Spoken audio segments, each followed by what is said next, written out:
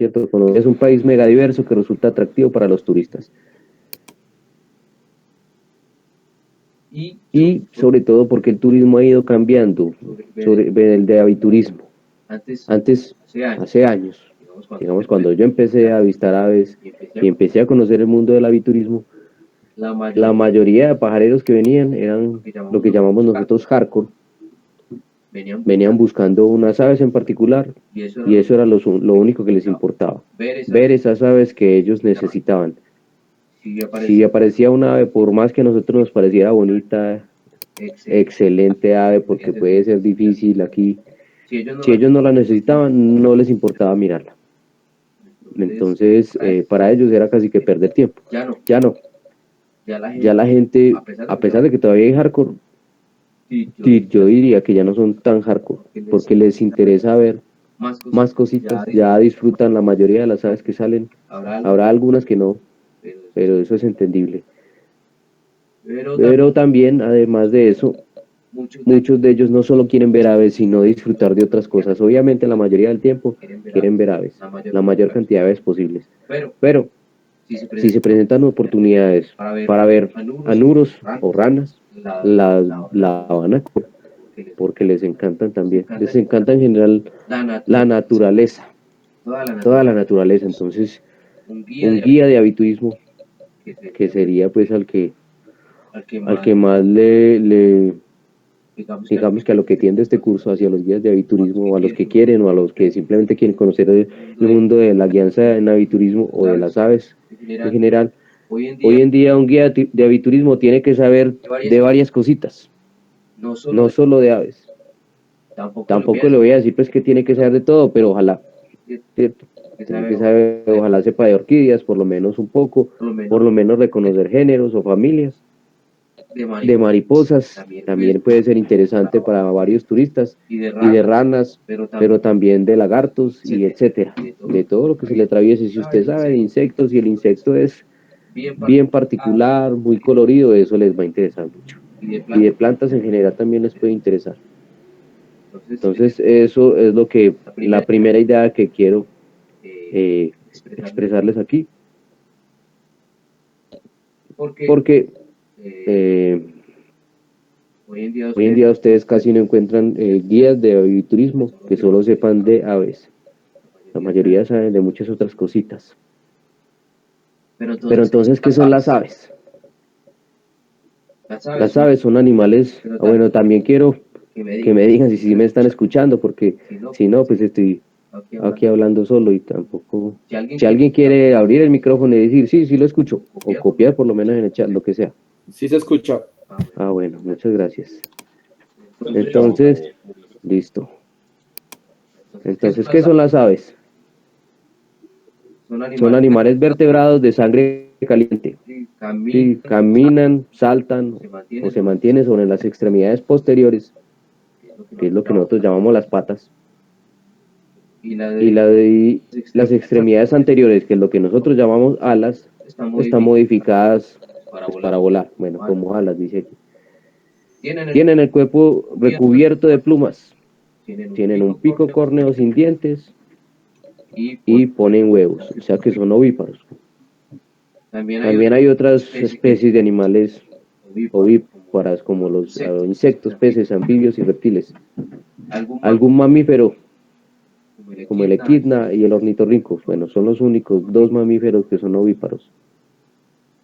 Y bueno, también otra cosa que me gusta a mí colocar en estas presentaciones es la foto de alguna ave para que vayamos conociendo. En este caso, les coloqué allí la foto de un búho, ¿cierto? Este se llama Atene cunicularia.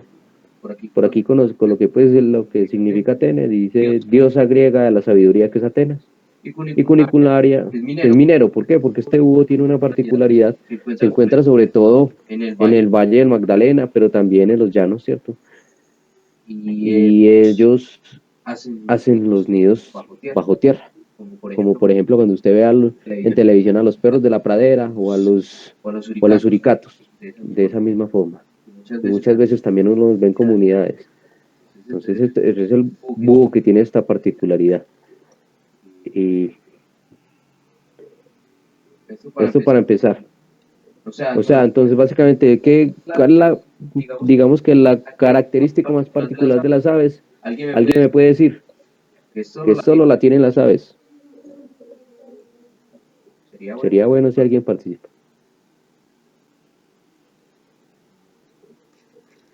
Que vuelan. Hay ¿Serían insectos las que vuelan. plumas? Las plumas, sí. Las plumas son la característica, digamos que particular de las aves. Hay, digamos que nosotros también cantamos y habrá algunas otras cosas que cantan, entonces ese no. Pero las plumas sí, las plumas solo las tienen las aves. Ya ustedes saben que hay aves que vuelan y otras aves que no vuelan, pero en general están hechas para volar, ¿cierto? Pero sí, la particularidad son las plumas. No hay otra, digamos, especie animal que tenga plumas además de las aves.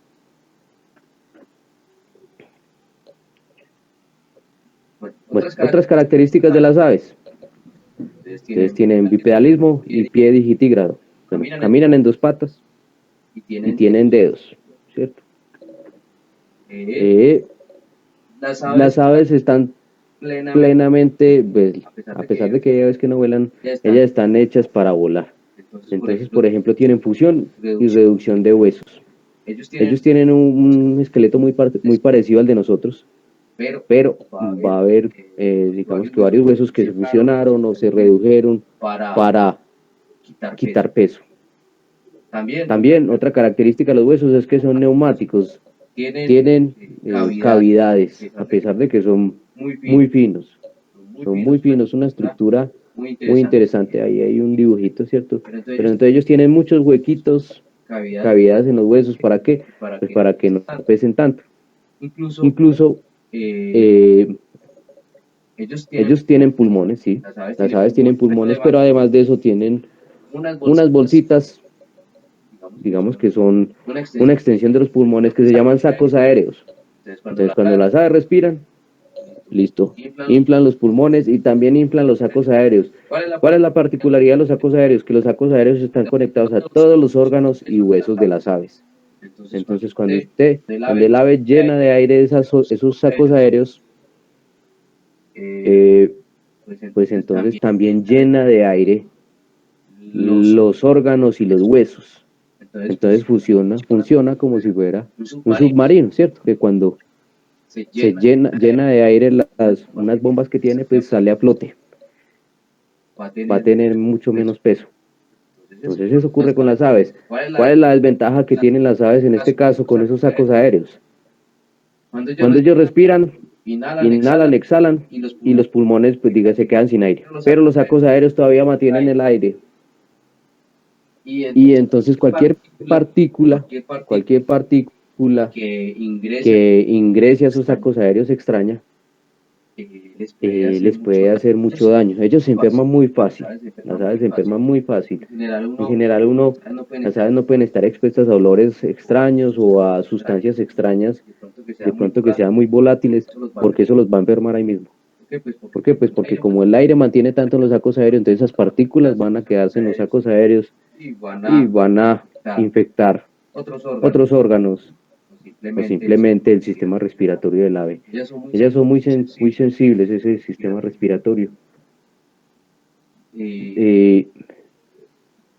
Eso uno lo nota, por ejemplo, en las aves que son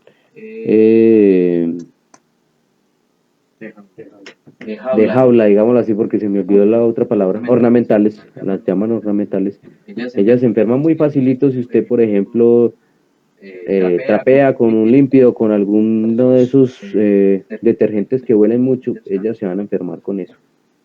Entonces, esos son cuidados que hay que tener con las aves. No, por ejemplo, en el caso de, ya muchos lo conocen, entonces voy a decir los libaderos de una vez, si no mantienen, por eso uno los tiene que limpiar todos los días básicamente, si uno va a tener un libadero. Pero si usted los limpia con sustancias que puedan dejar partículas en el libadero, eso les puede hacer mucho daño a las aves. generalmente, por ejemplo, Julián, que está por ahí, Julián Serna, nos puede decir que él maneja aves por ahí en recuperación, que esos libaderos, si mucho, usted les puede echar jabón de coco, según las indicaciones. El jabón de coco dicen pues que es el más como neutro será de los jabones. Aunque eso para mí no es suficiente para poder quitarle los hongos que mantienen los libaderos. Pero bueno, entonces no nos salgamos mal del tema por ahora. Yo siempre me voy por la rama muy fácil. Diga, Julián. Daniel, ¿cómo estás? Buenas noches para todos. Buenas noches. Daniel, básicamente yo lavo los libaderos con agua hervida. No utilizo ningún tipo de jabón precisamente por esos residuos que pueden dejar los jabones y otro tipo de detergentes que se usan para lavar algunos implementos. Hay un jabón que se llama jabón neutro, pero igual sigue dejando rastro. Entonces lo que yo siempre recomiendo es lavar todos los días los goteros o libaderos con agua hervida. Creo que es suficiente. Listo. Listo, muchas gracias. Bueno, entonces sigamos por ahora.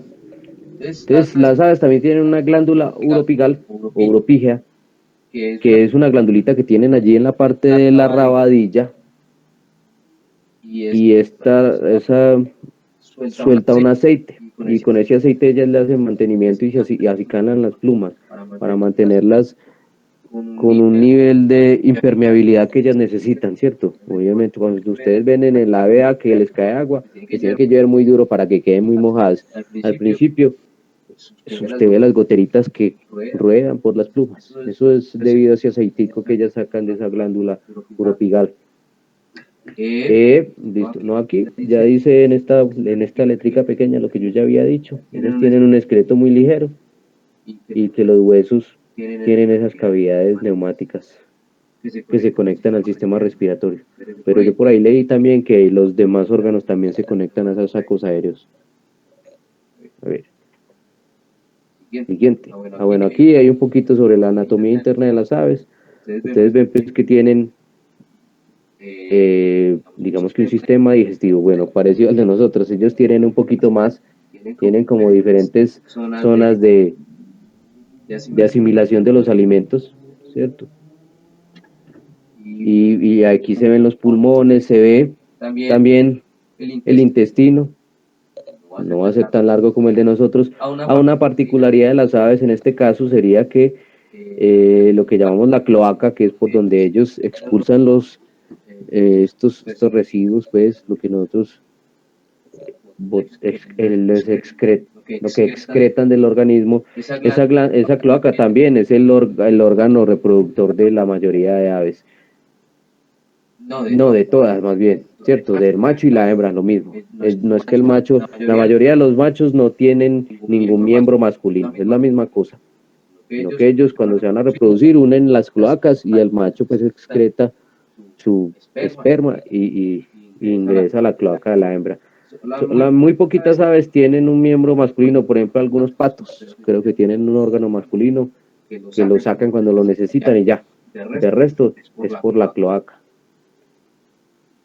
Aquí pues se ve también, obviamente hay el buche, y bueno, en general uno pues como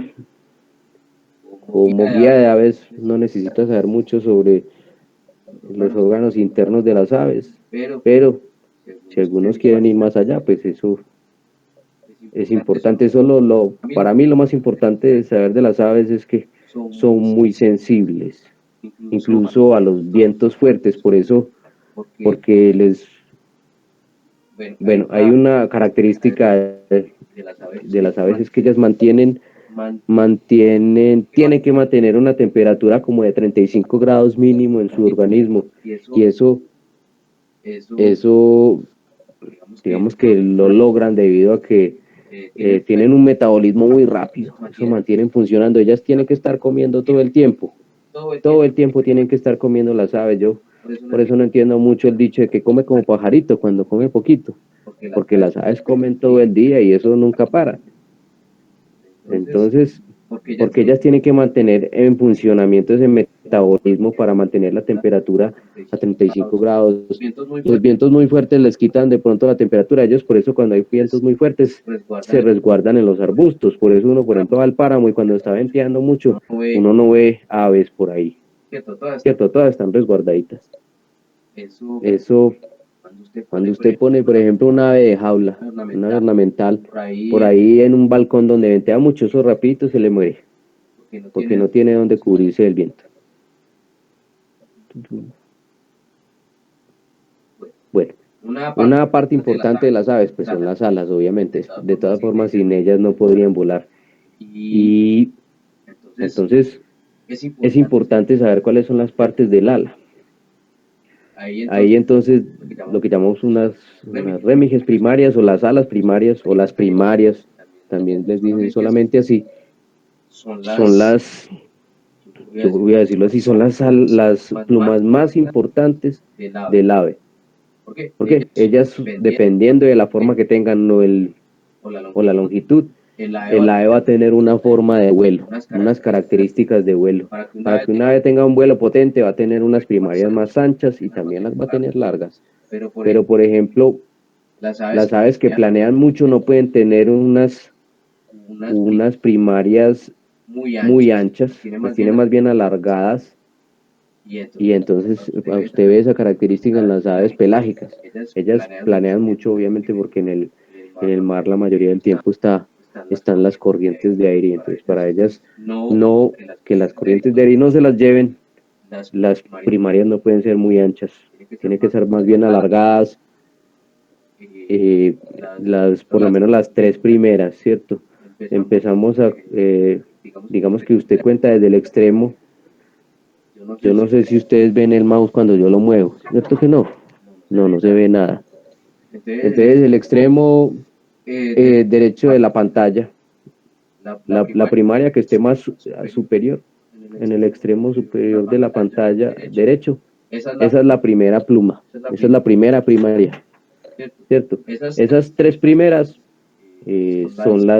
deberían ser más alargaditas en esas aves, que lo que hacen es sobre todo planear.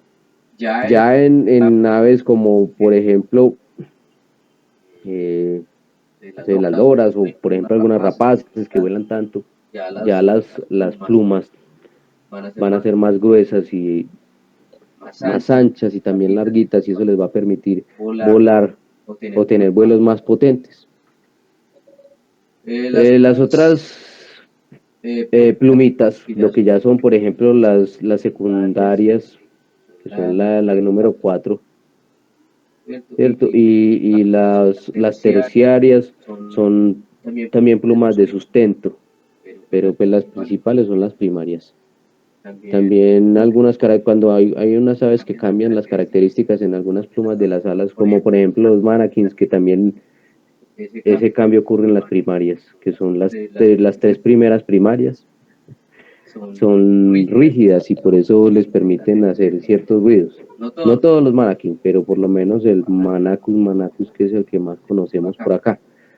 Ya las otras son cobertoras para cubrir ciertos espacios, para cubrir la raíz de las primarias, y la 3, que es el álula, que lo que hace es cubrir, digamos que como el dedo pulgar del ave, ¿cierto? Lo que nosotros generalmente llamamos el codo en las plumas, en realidad es la muñeca. Voy a regresar ahí.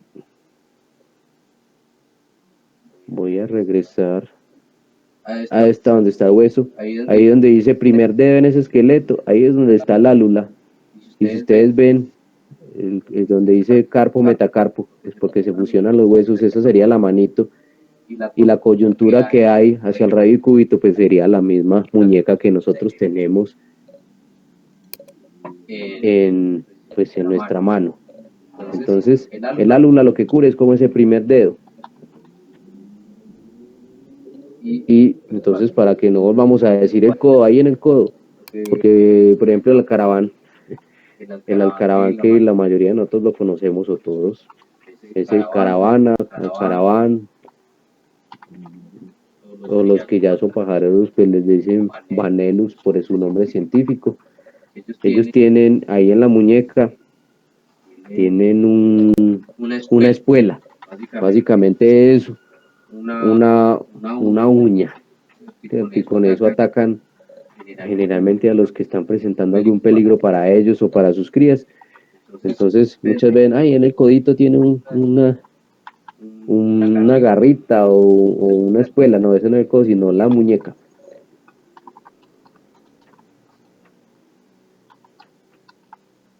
Bueno, algo importante, esto sí es un conocimiento que deben tener pues todos los guías de aviturismo, y son las partes, digamos que la anatomía externa de las aves, para poder describir un ave, ya sea pues a nuestro cliente o a otra persona, para preguntarle qué ave podría ser. Cuando hablamos, bueno, no solo los guías de aves, sino todas las personas que quieran ser pajareros y que quieran iniciar aquí en este mundo, pues tienen que aprenderse por lo menos algunas de las partes de la anatomía externa. Por ejemplo, obviamente, digamos que la frente o el píleo, que nosotros le decimos la corona, muchas veces, o la nuca, porque hay aves que tienen su nombre. Por ejemplo, hay uno que se llama Tlapetes albinuca, está en latín, pero pues está muy claro, tiene un color blanco en la nuca.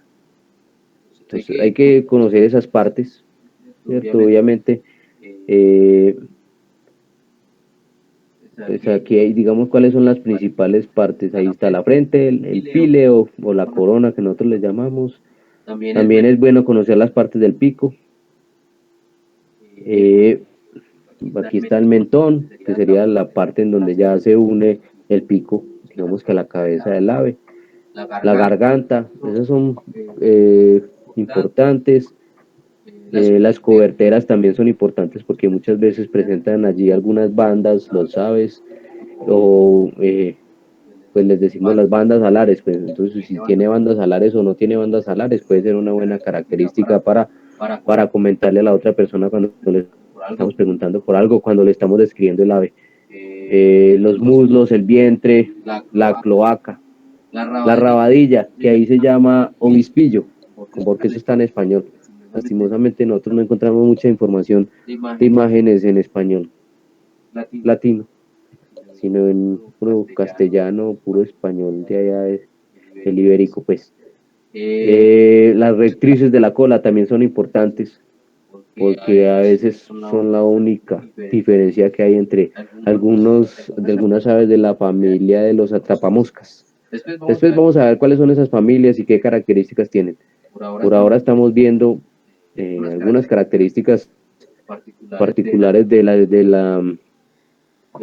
a ver, voy a aquí,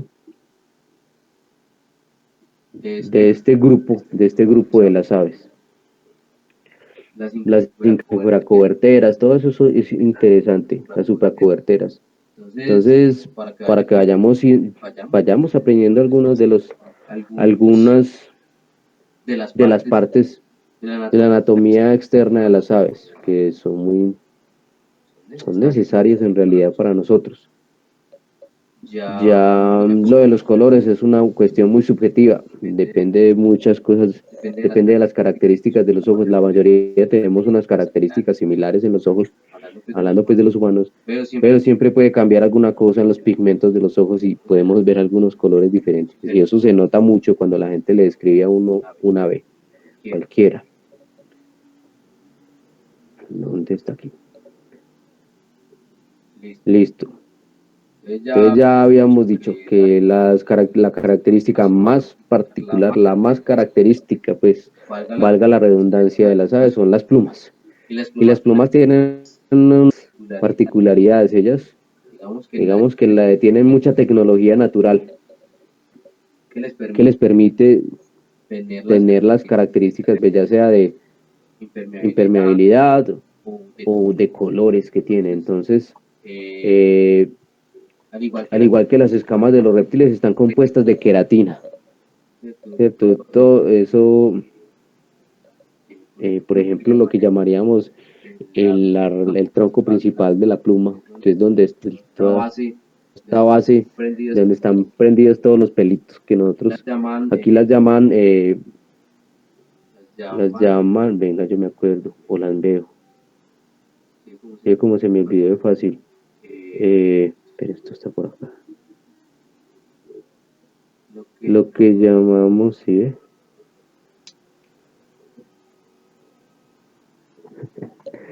Cuando la necesito, y si no me acuerdo. A las barbas y barbillas. Eso. Pero no, voy a volver otra vez. Digamos que este tronco principal en donde van prendidas todas las barbas, que serían los, si nosotros ponemos una pluma frente a nosotros, yo porque no tengo una pluma aquí, cogiendo la como de la raíz, las que nosotros vemos horizontales serían las barbas, y si ustedes miran más a fondo van a ver unas que salen perpendiculares a esas barbas, que van a ser las barbillas. Eso todo está compuesto de queratina. Todo eso está compuesto de queratina, y muchas veces, y bueno, una gran parte de los colores que nosotros vemos en las plumas son debido a, de pronto, diferentes capas de queratina que hay superpuestas, y eso causa un efecto de refracción ahí en los colores, y por eso vemos diferentes colores en las plumas. Bueno, tienen una superficie lisa, uniforme y aerodinámica, y proveen patrones y colores importantes en conducta social. O sea, las plumas en realidad son casi todo para las aves, porque de las plumas también depende pues la reproducción de las aves. Por ejemplo, la flotabilidad de las aves que son acuáticas depende de esas plumas, además pues de sus sacos aéreos y su bajo peso en general. Pero también tienen unos pigmentos. Como la melanina, que es la que les permite tener tonalidades negras, grises y pardas a las plumas. Los carotenoides, por ejemplo, que tienen rojos y amarillos intensos. Las porfirinas, que también tienen rangos de rojo, pardos y verdes. Pero también tienen otros muchos pigmentos. Estos son como los principales. El color blanco, la mayor parte de los azules y verdes son aparentemente creados por complejos patrones de reflexión en las membranas celulares de las barbas y barbillas de cada pluma. O sea, tienen muchas características que les permiten tener esos colores tan llamativos, esa iridiscencia que presentan todas, o la mayoría. Lo que pasa es que nosotros no podemos ver todos los colores que tiene un ave por las características que tenemos en los pigmentos de nuestros ojos, pero eso no me acuerdo qué presentaciones que estaba haciendo. Yo creo que aquí ellas pueden ver más colores que nosotros, porque ellas pueden ver el ultravioleta. Los colores iridiscentes y tornasoles resultan de complejos interacciones en la microestructura de la pluma y gránulos de melanina embebidos en las barbillas. Y también lo que yo les decía, cuando de pronto tienen diferentes capas de láminas de queratina, eso también va a generar otros colores en las plumas.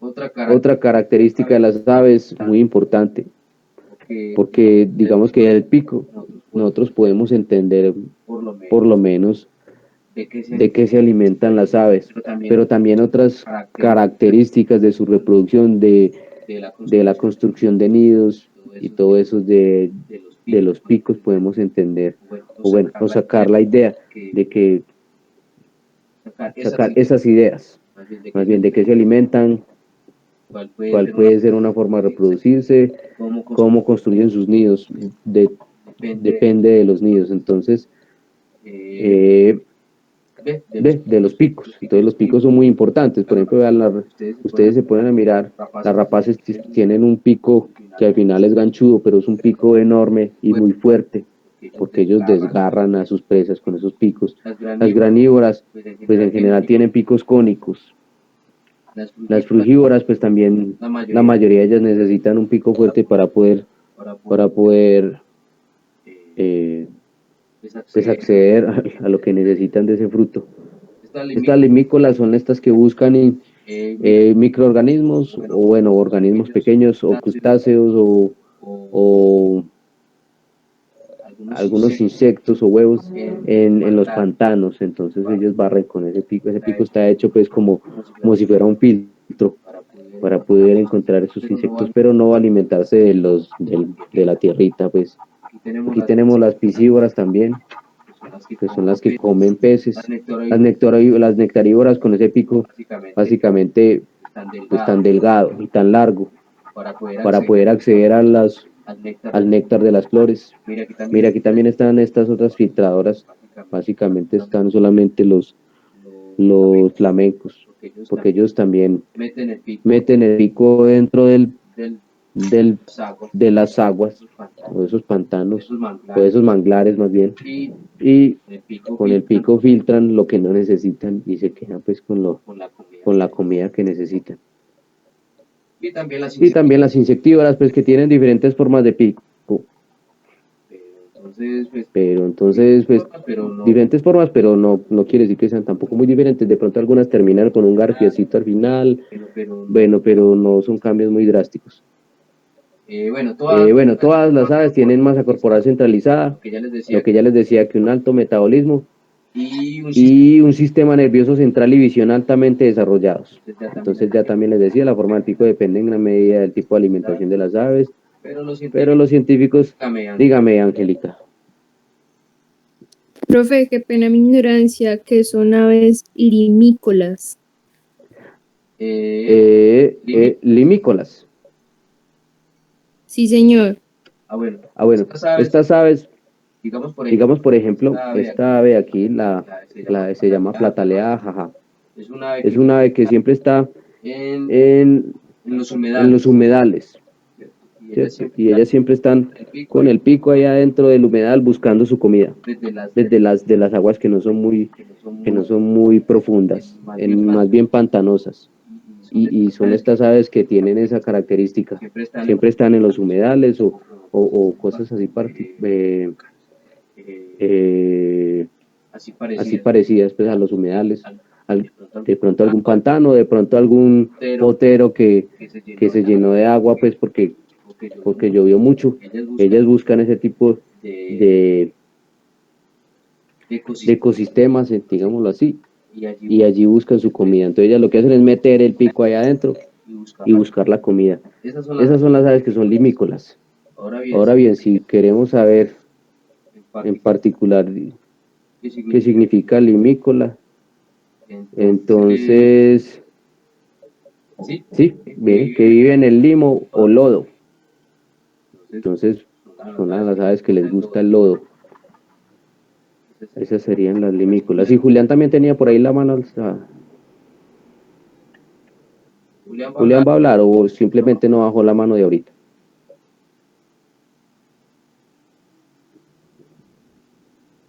Daniel, creo que no está mano de ahorita. Bueno, listo.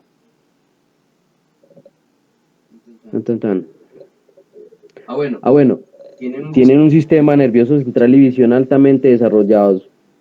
Básicamente, el sistema nervioso central está pues desarrollado para que ellas vean muy bien, pero dependiendo de la necesidad. Porque no todas las aves ven iguales. Por ejemplo, las aves que son diurnas, lo que hacen es que ven más colores, van hacia el ultravioleta, ¿cierto? Pero por ejemplo, ya las aves que no son diurnas, sino las nocturnas, ellas no ven el ultravioleta, ven como nosotros, pero tienen más desarrollado el ojo para captar la mayor cantidad de luz posible de su entorno y poder ver de noche.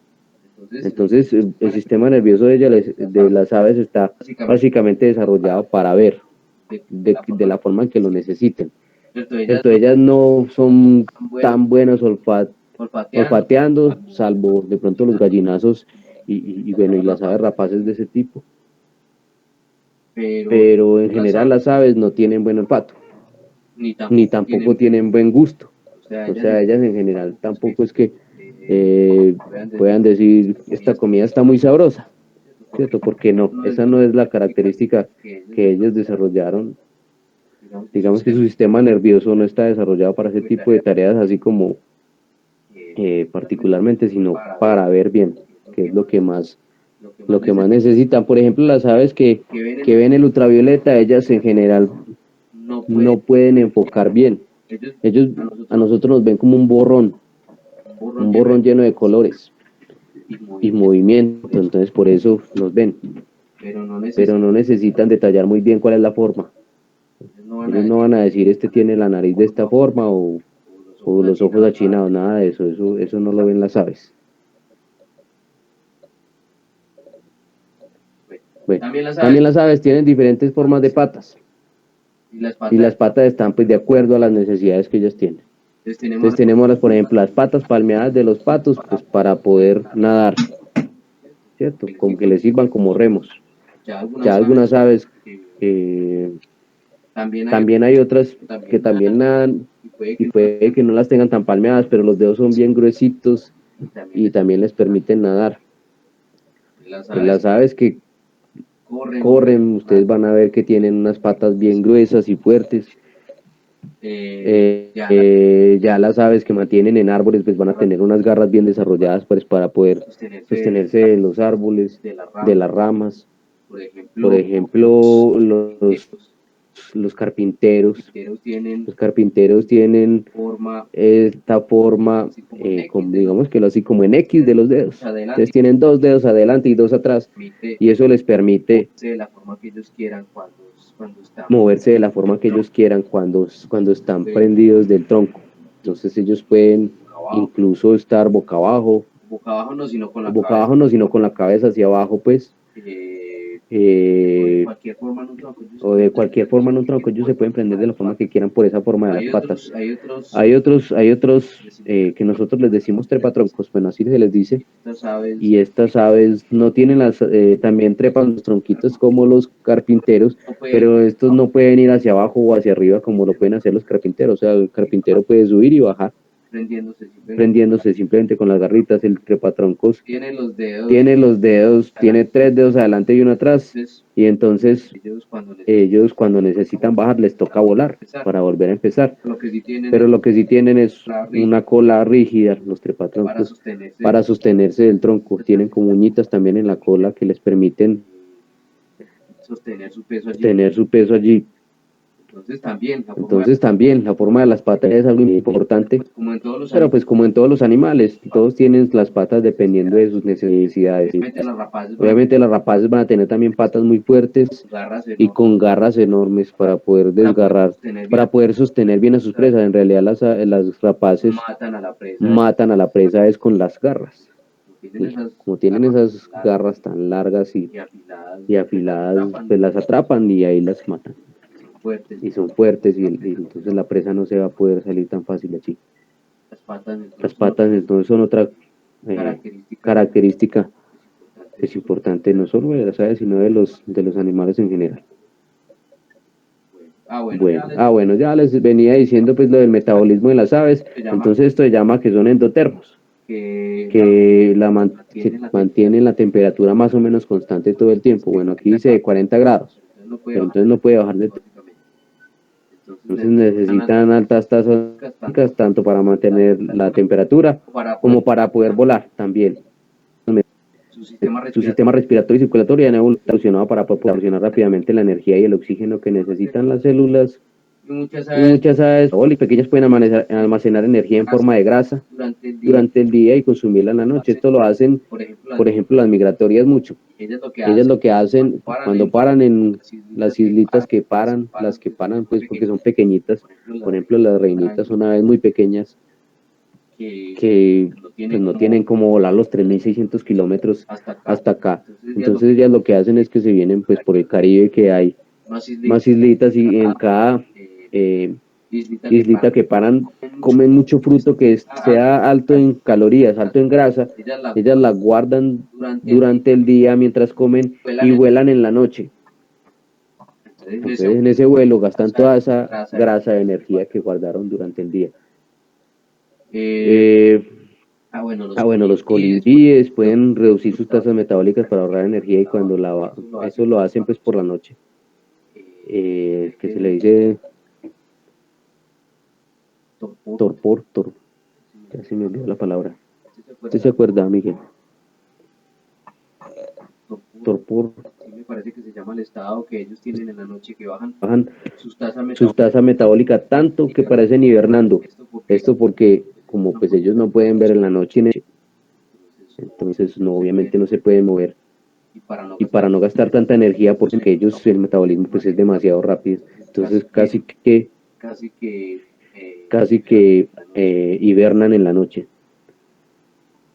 Y es una característica interesante que tienen ellos. Y bueno, y en general eso lo hacen todas las aves, ¿cierto? Ellos van a bajar su metabolismo por la noche.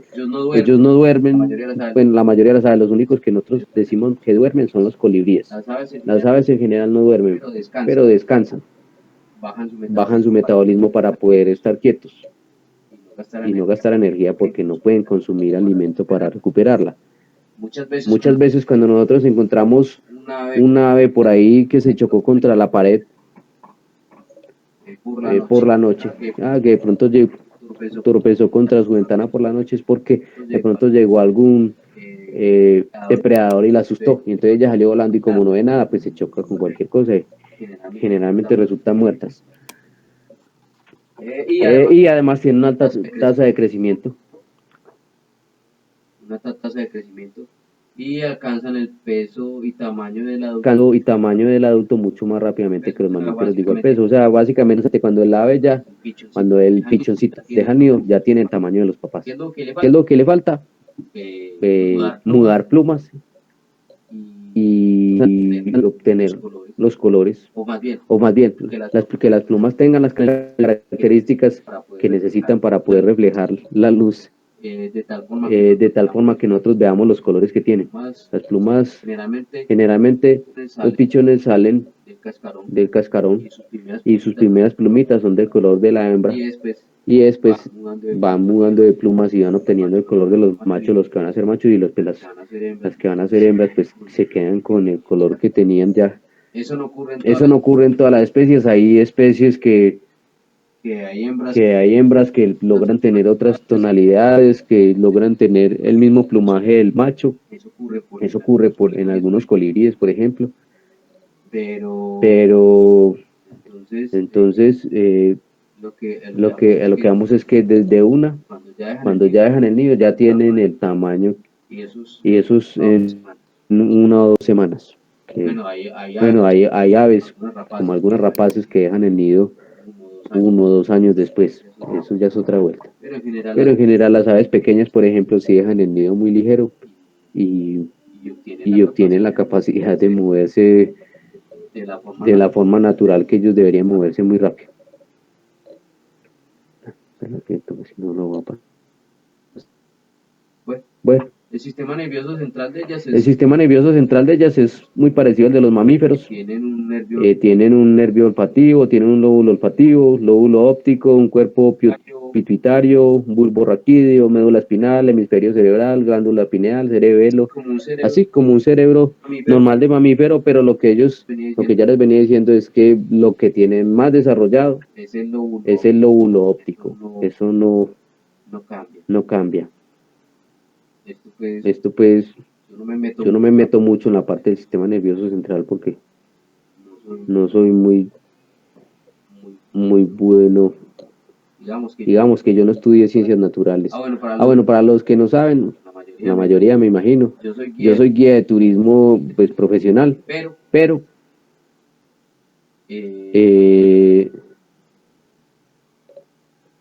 yo no soy biólogo.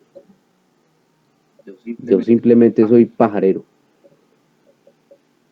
Entonces, bueno, por eso no me meto mucho pues en estos temas de biología y eso, porque de pronto quedó mal, entonces mejor no.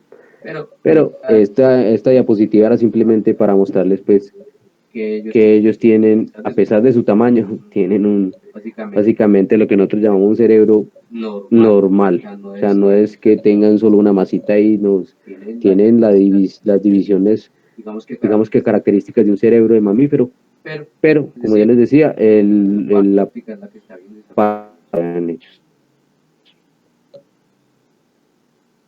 Bueno, La visión de las aves. Destacan por su gran agudeza. Pueden adaptarse a la distancia donde se encuentran los objetos. Eso para los rapaces. Los ojos poseen movilidad limitada, pero en algunas especies como los búhos se encuentran fijos. El búho no puede mover sus ojos. aunque pueden girar sus 70 grados, y entonces allí pues ellos digamos que balancean esta deficiencia que tienen de no poder mover los ojos. Las aves depredadoras poseen visión bifocal, poseen más conexiones nerviosas entre fotorreceptores y cerebro, y las aves poseen una membrana que se moviliza barriendo la córnea, la lubrica y la protege.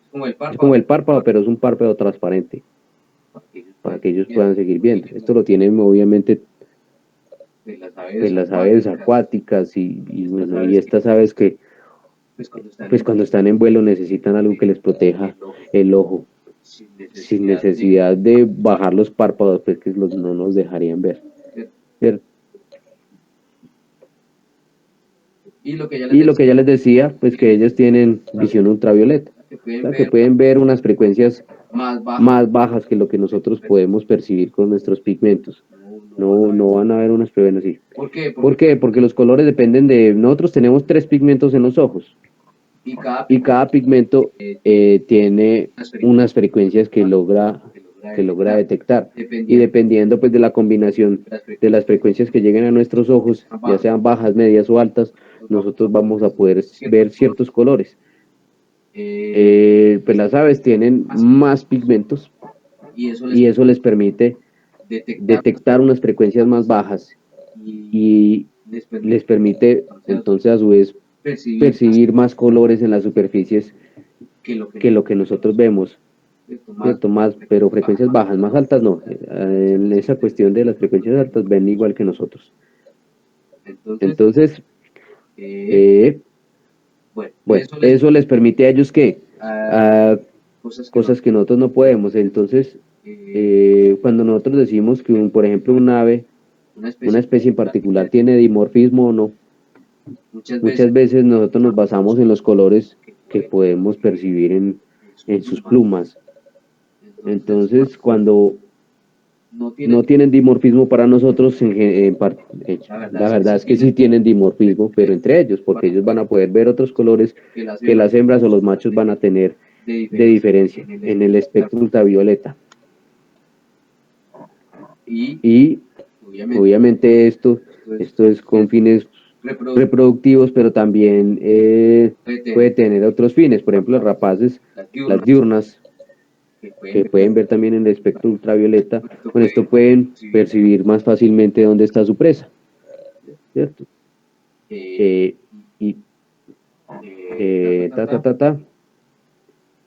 más les voy a decir yo de los colores allí? No, en general es eso.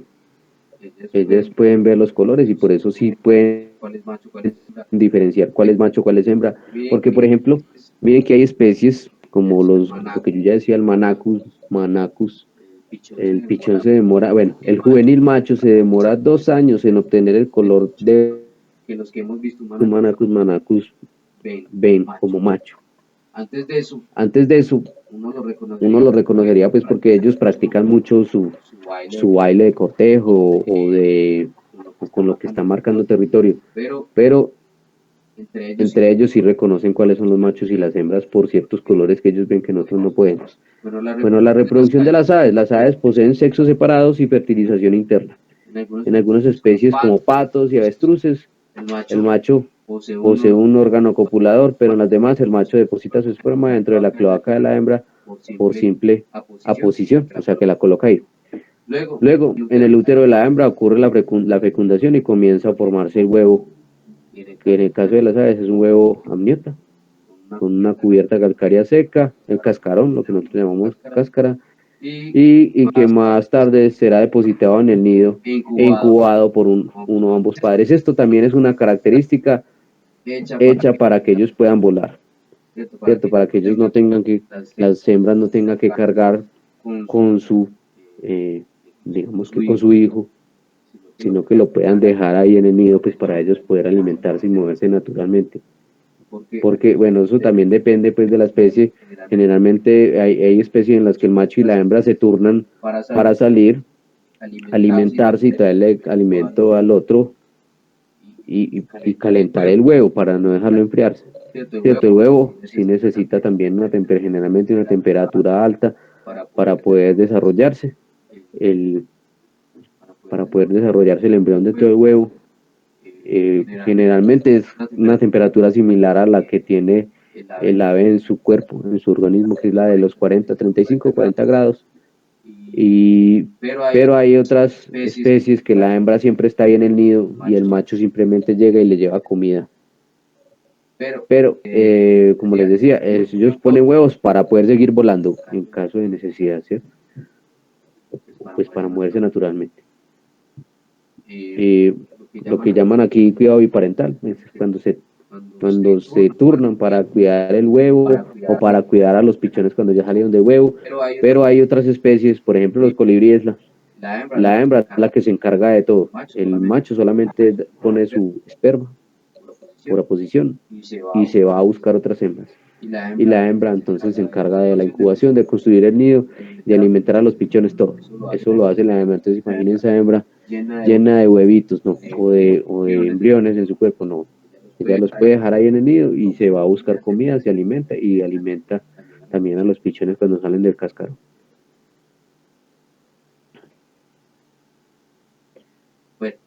Bueno, algo de lo que está hablando aquí, la migración de las aves. Esa es otra característica pues que tienen las aves. La comparten con algunos mamíferos marinos, ¿cierto? Bueno, y algunas otras especies que si no fuera pues por nuestra presencia migrarían mucho más. Por ejemplo, el jaguar o ese tipo de cosas. Entonces, cada año miles de especies de aves emprenden un viaje en busca de alimento. Algunas realizan un vuelo ininterrumpido de 11 días y otras caminan casi 13.000 kilómetros. Bueno. Bueno. Entonces este fenómeno de las aves migratorias básicamente es un fenómeno por buscando comida. ¿Por qué? Pues porque están en el hemisferio norte o sur, ¿cierto? Fuera de la franja ecuatorial, entonces allí van a haber estaciones. Cuando están en invierno, pues necesitan buscar terrenos más tropicales o terrenos tropicales en donde haya comida todo el año. Por eso migran. Ellos en general ellos se aparean allá en su territorio. Tienen a los hijos, los crían hasta que ya pueden volar y básicamente ahí se acaba, digamos que las estaciones donde ellos pueden vivir cómodamente. Llega el invierno y entonces les toca trasladarse hacia la zona tropical para alimentarse. Por eso migran. Entonces ya dependiendo de su tamaño, otras características van a migrar ininterrumpidamente, como pueden ser las rapaces, que ellas podrían llegar a volar directamente hasta acá, o como por ejemplo las reinitas, que ya serían las más chiquiticas de las que migran, que les toca volar solamente de noche para que el sol no las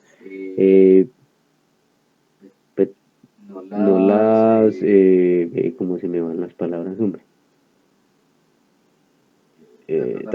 Bueno, la seque, les quite el agua que tienen en su organismo ahí. ¿Sí? Bueno, generalmente se cree que la búsqueda de comida es el motivo principal. Puede haber otras razones, bueno, pues esquivar las inclemencias del tiempo y alejarse de los depredadores o parásitos. Así, especialmente durante la temporada de reproducción. Además de guiarse por la posición del sol, las estrellas y la luna, las aves adultas se valen de una brújula magnética para ubicarse. En el caso, por ejemplo, de las palomas, dicen que esa brújula está en el ojo. En algunas aves los cambios en las condiciones ambientales, como la duración del día, derivan en una estimulación hormonal que les sugiere que es hora de volar. También dicen por ahí que, por ejemplo, los más jóvenes se guían pues por las aves que están cantando o vocalizando, ¿cierto? Entonces, por allí están cantando algunas aves, vámonos con ellos. Tienen, mejor dicho, diferentes formas de guiarse para poder migrar. Eso como migración. Esa pues es el fenómeno que nosotros podemos apreciar cada año, 2 veces al año. Una cuando llegan, que es más o menos por allá en septiembre, y cuando se van, que es más o menos abril. Entonces, pero también no solo hay una migración boreal, que es la que nosotros llamamos que va de norte a sur, sino que sino que también, o sea, bueno, del hemisferio norte hacia el sur, hacia el centro sería mejor, hacia la zona ecuatorial, hacia la zona tropical. Y también hay otras aves que migran desde el hemisferio sur, sería por ejemplo Argentina o ese tipo de regiones donde también hay estaciones hacia la zona tropical también, y esa se llama una migración austral. Esa no es tan grande, esta no es una migración tan grande y muchas veces ni nos damos cuenta cuando migran. La que nosotros más vemos es la del norte, por los grandes números de aves que llegan hasta acá y que hacen una diferencia grande y cambian el comportamiento de algunas aves también. Nosotros, por ejemplo, notamos que algunas aves o se dejan ver más en esas épocas de migración a pesar de que son de acá, o se dejan ver menos. Puede ser que migran a otros lugarcitos donde haya menos competencia por alimento. De todas formas, de la migración apenas se están empezando, apenas están, digamos que obteniendo datos importantes. Y sobre todo aquí en Latinoamérica, pues digamos que en Norteamérica ellos han estudiado por más tiempo las aves, se han interesado hace más tiempo por ellas y saben un poquito más. Sin embargo, hay cosas que todavía están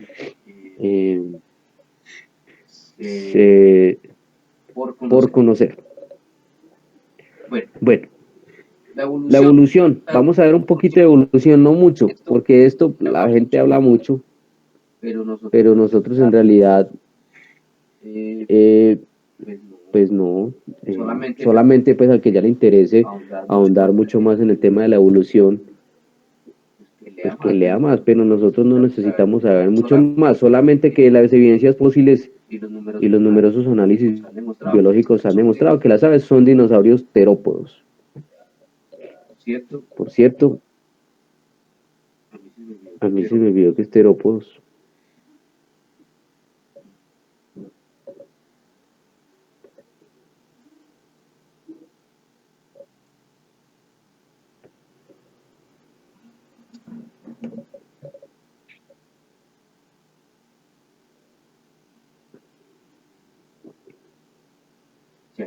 Si alguien sabe que son terópodos, sería bueno, porque sinceramente a mí se me olvidó. A ver.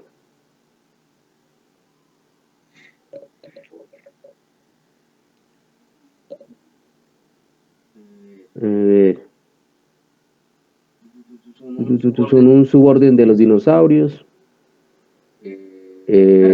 caracterizado por sus huesos huecos y sus extremidades con 3 dedos funcionales. Básicamente son los terópodos. Y aquí dice Archaeopteryx. Archaeopteryx significa a la antigua. Es básicamente el eslabón que permitió que los científicos sacaran esta teoría de que las aves vienen de los dinosaurios. ¿Por qué? Porque digamos que muestra características que están en la mitad de los dos, ¿cierto? Entonces, el Archaeopteryx del Jurásico Superior es muy conocido como uno de los primeros fósiles transicionales que fueron encontrados y aportó apoyo a la teoría de la evolución a finales del siglo XIX. De esto todavía no hay demasiadas pruebas, ¿cierto? Ahora, por ahí unos 18, si mucho, fósiles de Archaeopteryx que han encontrado, cada uno con unas características diferentes. Dígame, Julián. Los petosaurios, estos pues estos eran unos reptiles que pues evolucionaron y ya después fueron adquiriendo las alas, pero ellos prácticamente aprendieron a volar de brinco en brinco o de salto en salto, como decíamos nosotros. Sí. Entonces, bueno, como les iba diciendo, no hay todavía muchas pruebas, por eso ellos todavía no tienen, pero ya tienen, digamos que suficiente como para lanzar una teoría, pero deberían tener muchos fósiles más para poder tener certeza de lo que están diciendo. Pero entonces cada fósil de Archaeopteryx que han encontrado tiene algunas características diferentes que muestran una evolución a través del tiempo. Y sí, como dice Julián, ellos, los dinosaurios, bueno, excepto pues los que nosotros conocemos como los pterodáctilos, ese tipo de cosas, no volaban de los que vienen pues las aves en particular, ellos aprendieron a volar, pero con el tiempo, despacio. De pronto el Archaeopteryx ya podía volar. Bueno, aquí dice, esta espécimen ya presenta algunas características aviares, un cráneo ligeramente abombado, un esternón osificado, garras curvadas similares a las aves de percha, que son pues, la mayoría de las que nosotros conocemos, y plumas, con diseños asimétricos que mostraban, esos diseños asimétricos mostraban que ellas ya posiblemente podían volar. Entonces, bueno, básicamente lo que nosotros necesitamos saber, que necesitemos, ¿no? Pues es curioso saber en el naviturismo es que las aves, pues básicamente son nuestros dinosaurios del presente. Y pues que eso sigue en estudio, siguen encontrando pruebas, siguen buscándolas. Y que ese fósil de transición lo llaman Archaeopteryx, que como ya les dije significa a la antigua. Eso significa. A ver qué hora está, todavía estamos. Bueno, todavía estamos bien, pero si quieren, bueno, aquí dice lo de la Archaeopteryx a la antigua. Y si quieren, entonces tomamos 10 minutos para que se tomen algo, porque yo sé que muchas personas apenas llegaron a sus casas ahorita a las 6:30 y están, y de pronto no han comido nada, entonces vamos a dar 10 minutos y seguimos. ¿Y les parece o no? ¿O ya todos comieron?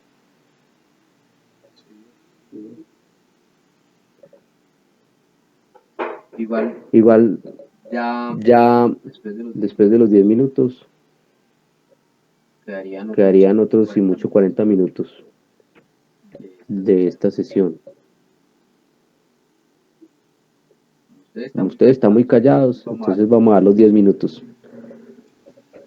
Listo, profe, sí me parece, estoy de acuerdo. Listo.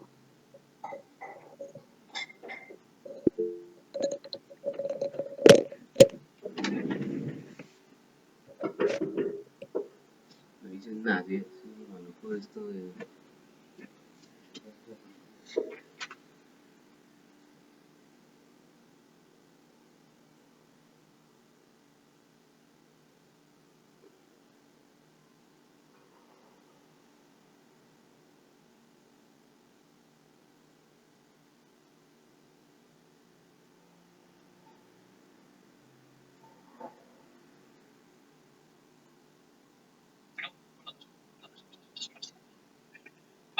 Y color, pues tengo marrones, ¿no?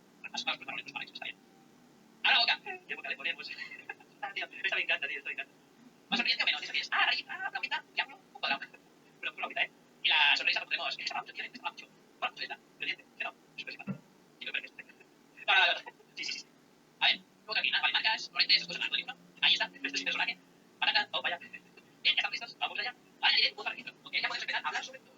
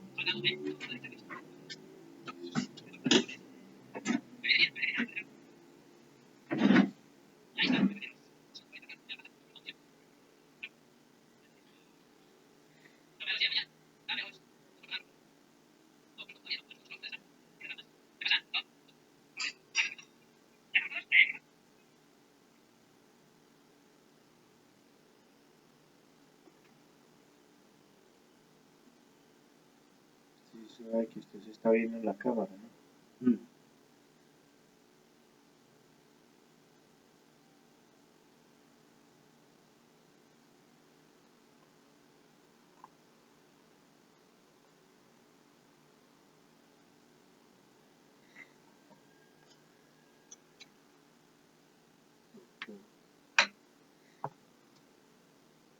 estaba mal.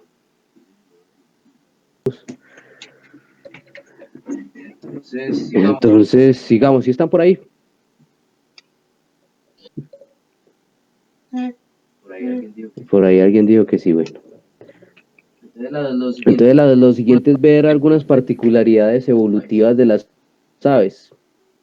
lo principal, Lo principal, llamativo de las aves, lo más llamativo de las aves es esto de la siringe. la siringe. La ¿Qué es la siringe. siringe? ¿Qué es la siringe? Órgano que les Es el órgano que les permite cantar. Yo lo compararía como si tuvieran unas flautas o algún instrumento de viento, que dependiendo como que dependiendo de donde usted pulsa sale un sonido. Pues ahí en el dibujito ustedes van a ver, ven una Y invertida, ¿cierto? Esto es como la faringe que se comunica con los bronquios. ahí donde quedan las Ahí donde queda la siringe, justamente en esa Y que se de conexión allí. Y las estas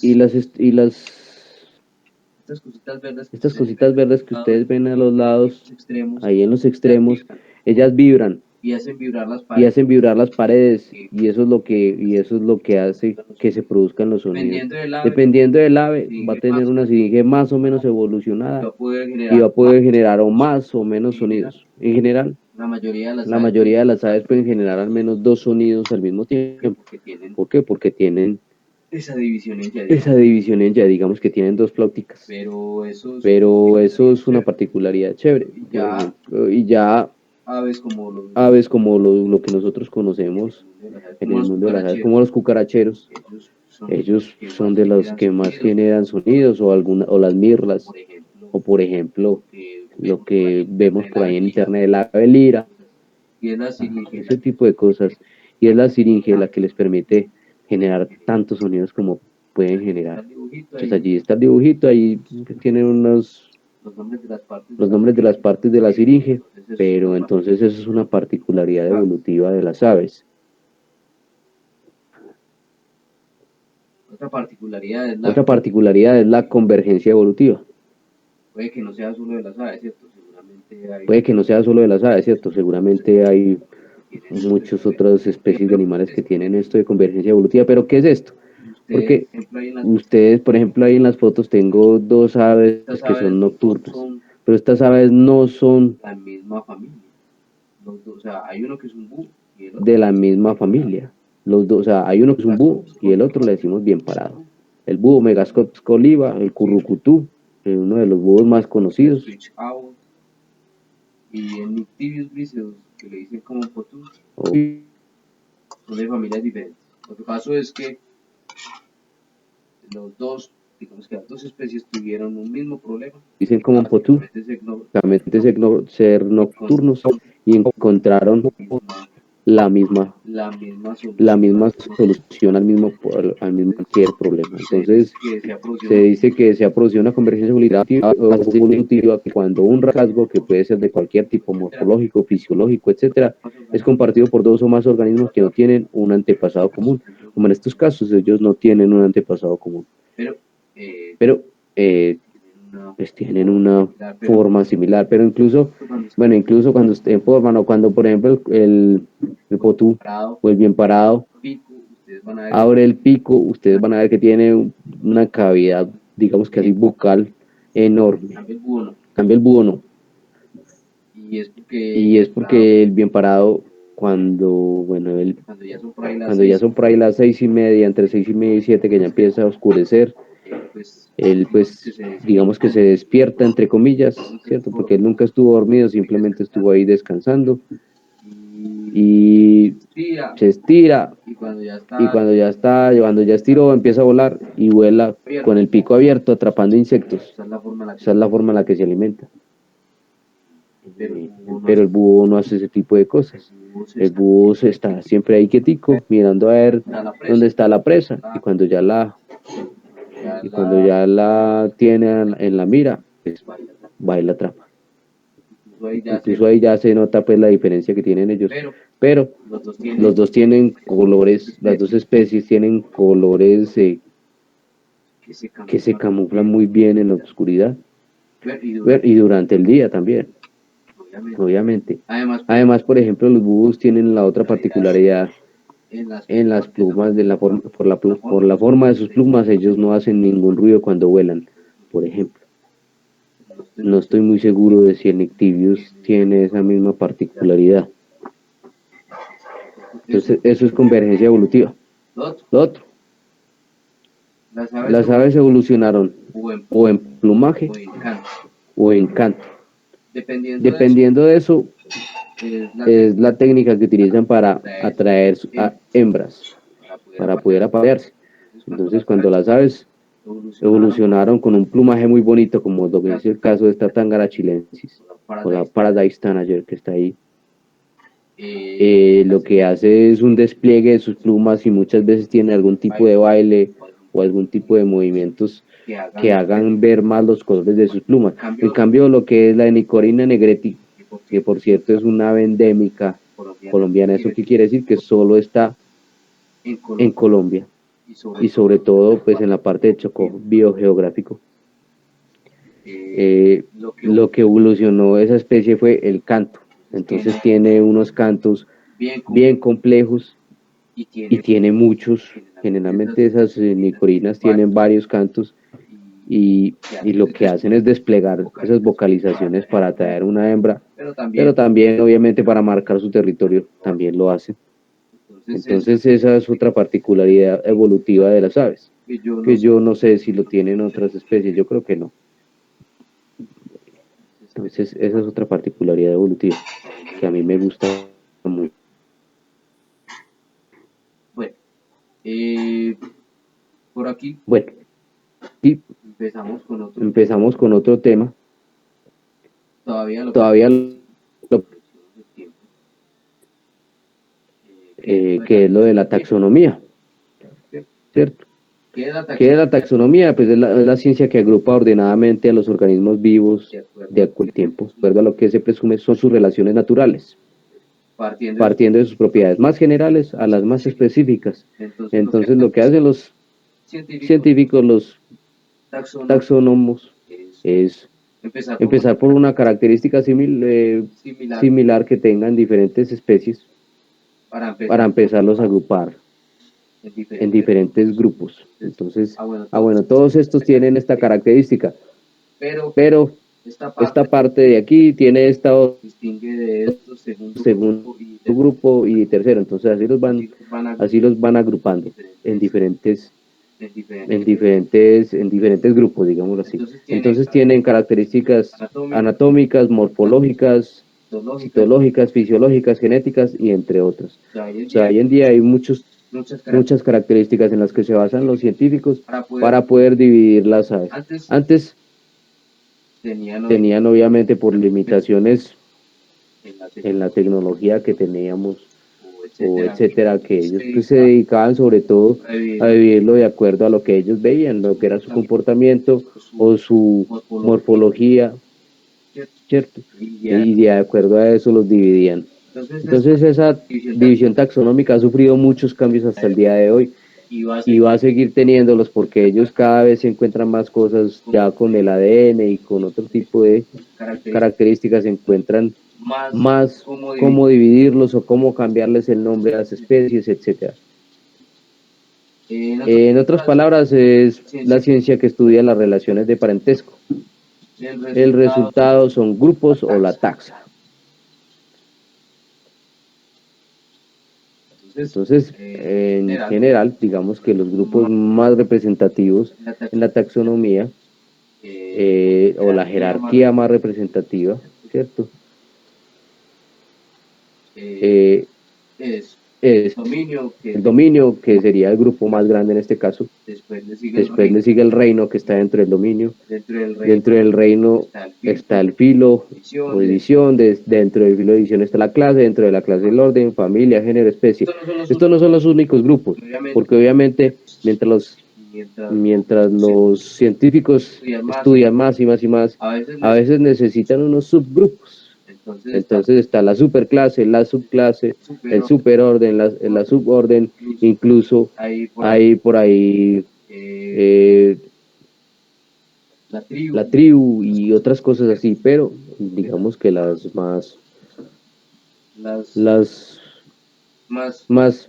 principales o las más viejitas, la división más viejita sería esta.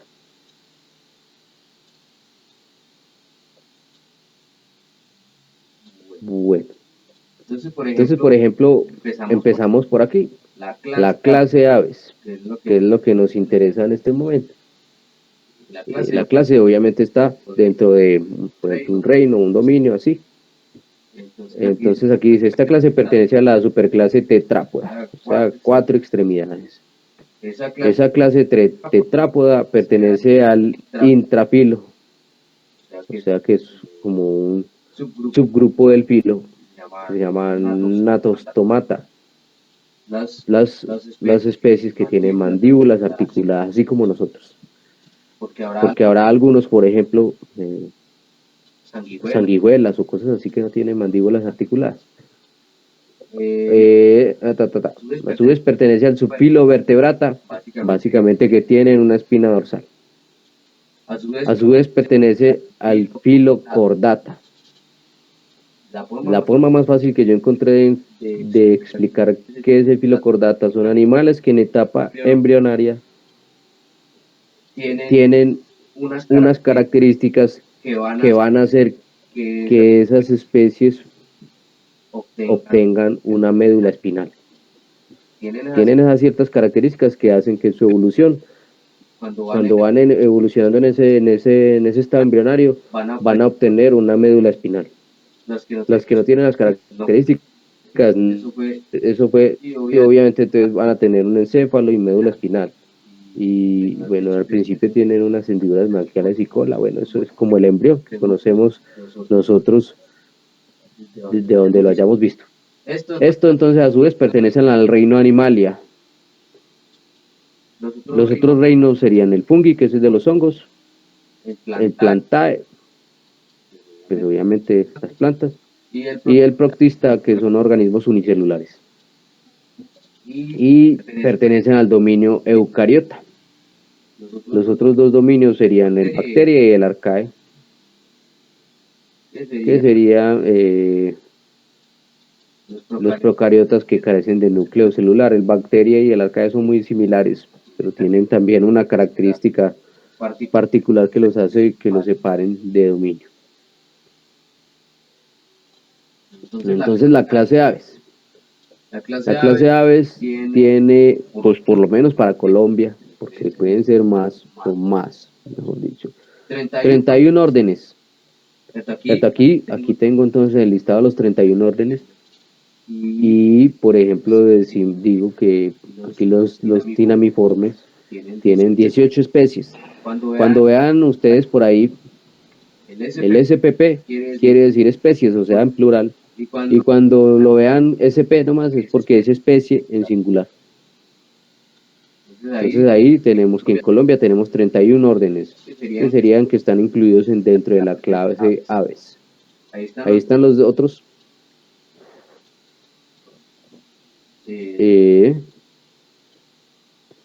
Y también tengo entonces en esta presentación una descripción así como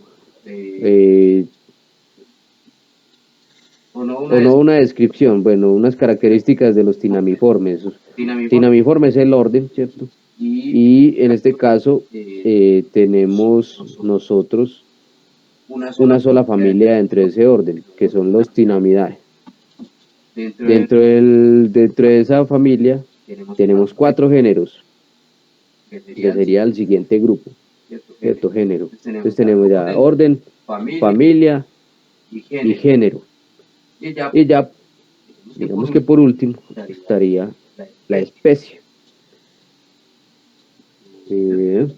Entonces aquí yo les muestro cuáles son los géneros que tiene la familia Tinamidae, que serían Notocercus o Notochercus o Notoquercus, como ustedes lo quieran decir.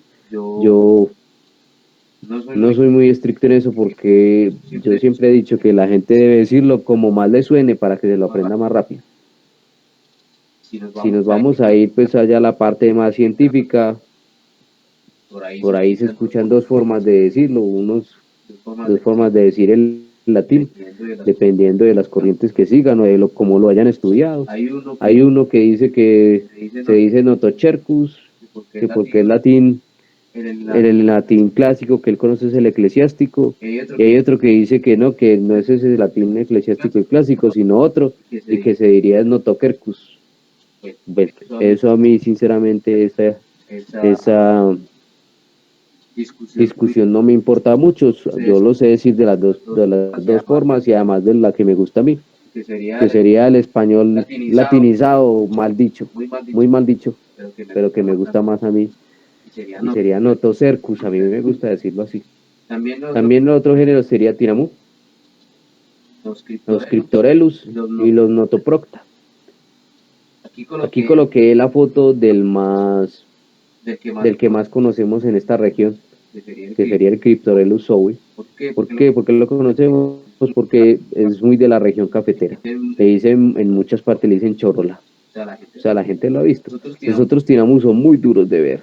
Este es el más fácil, porque está en esa región cafetera y generalmente está más cerca de la gente.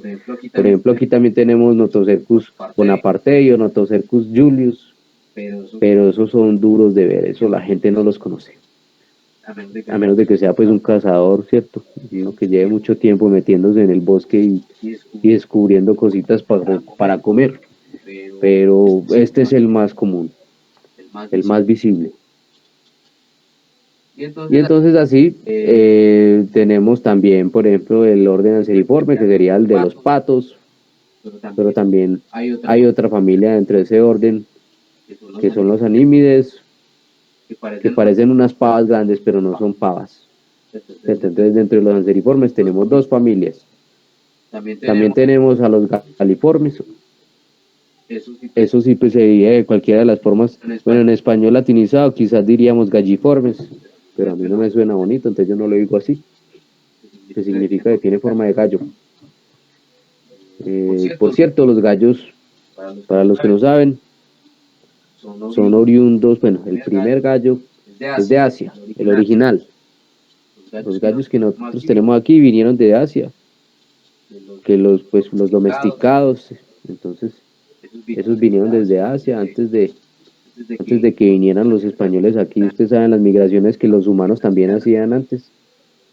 Desde el viejo continente hasta acá llegaron y trajeron a los gallos, las gallinas con ellos. Entonces cuando ya vinieron los españoles, ya habían gallinas aquí, pero no es porque fueran de aquí en un inicio, sino que vienen desde Asia. Entonces estos galiformes también tienen dos familias, la Crassidae y la Odontoporidae. Entonces, por ejemplo, aquí tengo una foto de una guacharaca, una Artalis colombiana, que es una especie endémica colombiana, y la Odontoporus hyperitus, que sería nuestra Odontoporidae, que nosotros decimos perdices muchas veces, ¿cierto? Y esa Odontoporus hyperitus también es una perdiz endémica de Colombia. Después siguen ya los podicipediformes, que tienen una familia, los podicipedidae. Nosotros los pájaros les decimos zambullidores, la gente le dice paticos, pero no son patos porque no tienen las patas palmeadas, sino que tienen unos 3 dedos muy gorditos que también les permiten nadar, y ellos se zambullen mucho y pueden durar harto tiempo buscando pues crustáceos y artrópodos por allá en el agua para comer. También están los phoenicopteriformes, que tienen una familia que serían los flamencos, lo que nosotros les llamamos flamencos. Los columbiformes, que serían las palomas, solamente hay una familia, la Columbidae, aquí en Colombia, ¿cierto? Porque hay muchas otras familias y otros órdenes en el mundo. Pues coloqué esta palomita, para que vean que no son solo las palomas que vemos por ahí en la calle, pues porque que por cierto no son de acá, son aves introducidas y por eso son tan plaguditas y viven en la ciudad. Usted nunca va a ver básicamente una palomita de esas que usted ve en la calle, nunca la va a ver por ahí en la selva. Entonces ya cuando llegaron se adaptaron a vivir ahí en la ciudad. Estas palomitas son en general camineras, la mayoría Son bien duras de ver. son de esos retos que tiene la gente. Los cuculiformes, nosotros les decimos, Los cuculiformes duras de ver. Nosotros les decimos, a este en particular de la foto le decimos cuco ardilla. Cuco es por la especie europea del cucú, del reloj. Bueno, asiática, africana, pero que la conocen pues en Europa. Y pues porque el reloj es europeo ese, por el cucú, porque es de esta misma familia. Después le decimos cuco, pero la gente le dice ave ardilla, porque se mueve como una ardilla en los árboles. Aquí están los cuculiformes, una sola familia aquí en Colombia. Los teatiniformes, que sería el oilbird, el guácharo, eso, les dicen guácharos. Entonces solamente tenemos una familia y esa familia solamente tiene esta ave, que vive en cuevas y es muy raro verla por fuera, pero a veces se encuentran por ahí. Allá teníamos los Nyctividae, esta familia que pertenecía al orden Nyctiviformes, solamente tenemos una familia acá. Los caprimulgiformes, que les decimos chotacabras o gallinas ciegas. Así, pues, solamente también hay una familia, pero igual hay 11 géneros allí. El más conocido es esta gallina ciega con la de lira.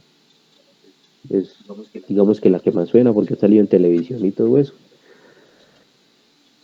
Los apodiformes, que apodiformes significa sin patas. Allí pertenecen los colibríes, a ese orden pertenece la familia de los colibríes, porque ustedes ven que usted nunca va a ver un colibrí caminando, porque las paticas solo sirven para percharse, para coger esa perchita en donde se van a hacer, y ya, no sirve para nada más, nunca van a caminar.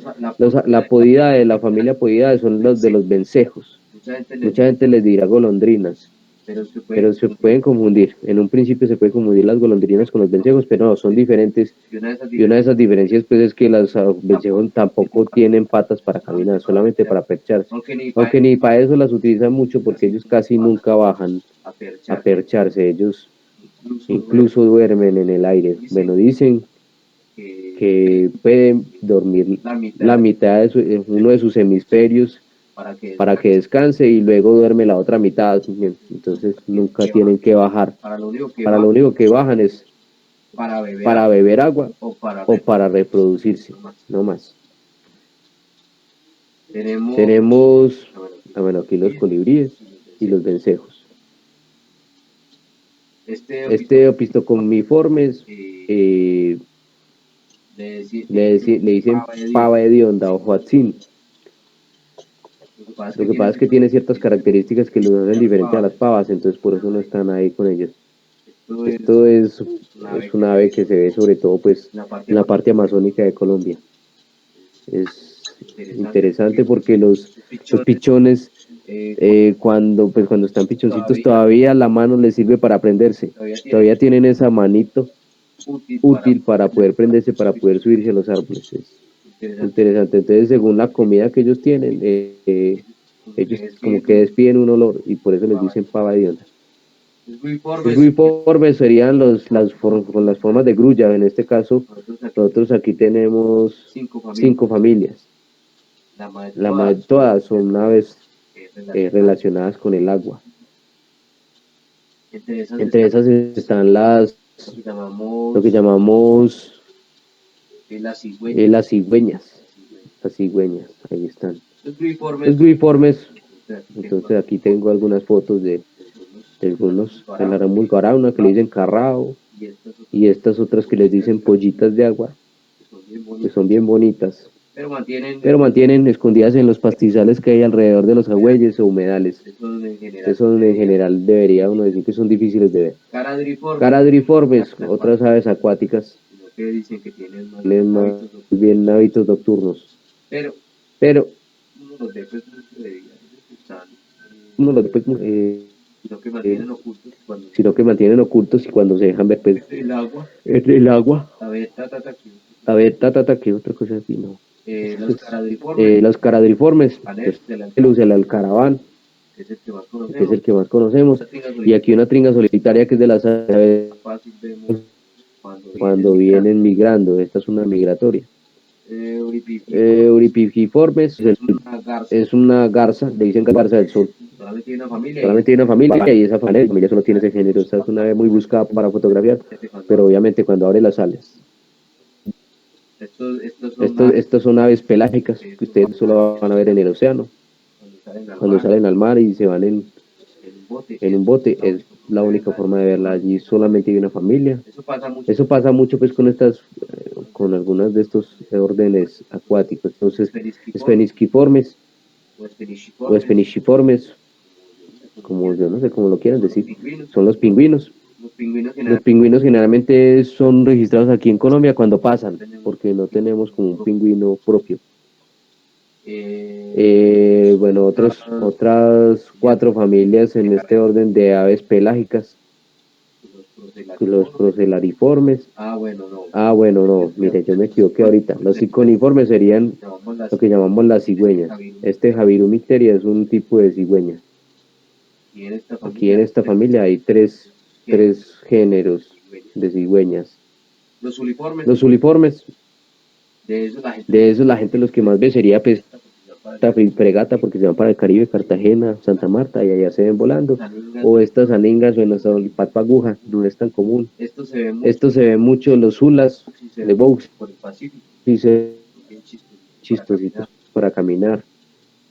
Pelecaniformes, ahí es mucho por el Pacífico. Están lo que nosotros llamamos garzas y también los pelícanos. Y son 3 familias en total. Ahora llegamos a las rapaces. Ahora llegamos en algún momento pertenecieron a la familia de los gavilanes, águilas y ese tipo de cosas, pero ya por fin, y no fue hace mucho que las sacaron de ahí y les colocaron su propio orden, y entonces este orden solo tiene una familia, porque todas estas son carroñeras, e incluso pues esta orden o esa familia significa purificador, limpiador, catarsis. Entonces allí está lo que es el cóndor andino. Este otro es el rey de los gallinazos, que es una de esas aves que la gente desea ver harto porque tiene muchos colores en la cara. Ya los accipitriformes, que son básicamente las águilas, aguilillas, gavilanes. Allí está también otro género que es el de la pandemia, que es el águila pescadora, pues tiene su propio género. Los estrigiformes, que serían los búhos o lechuzas. Nosotros los separamos entre búhos y una especie de lechuza que tenemos, pero en otros lados les dicen búhos o lechuzas. Los trogoniformes, los quetzales, el quetzal más conocido es el de Centroamérica, pues por su cola larga, pero aquí también tenemos quetzales y trogones. Coraciformes, que serían los martines pescadores sobre todo, pero también está el barranquero, allí, la familia del barranquero y la familia de los martines pescadores. Estos galbuliformes, que son tienen estas 2 familias. A los bucónides les decimos generalmente bovitos porque son aves muy pasivas, digamos que pacíficas, no, porque las aves no son nada pacíficas, más bien pasivas, sí. Entonces es muy paciente, pues uno las ve y ellos no se mueven, sino tienen una zona de confort muy pequeña. Uno se les puede acercar bastante, y ya para que ellos se sientan muy incómodos tiene que ser que usted esté muy cerca.